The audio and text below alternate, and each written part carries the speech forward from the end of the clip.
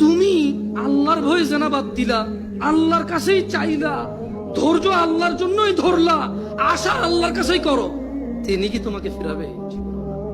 তিনি হচ্ছেন উনি যিনি ৯৯ জনকে হত্যা করার পর শুধু উনার কাছে শাস্তির ভয়ে আছে কিনা আমার মুক্তির উপায়, আমার কি ক্ষমা হবে, ক্ষমা কার থেকে? তাহলে ওই যে বনি ইসরায়েলের ঘটনা, ও ৯৯টা মানুষকে মারার পর কার কাছে ক্ষমার জন্য, ক্ষমা হবে কিনা ব্যাকুল হয়ে গেছে, কার কাছের জন্য? আল্লাহ থেকে। ওকে যাদেরকে মেরে ফেলছে তাদের কাছের জন্য। ও তো টেনশন করতেছে যে আমাকে কি মাফ করবে কেউ, আল্লাহ কি আছে যে আমাকে মাফ করবে, বা আমার কি ক্ষমা হবে?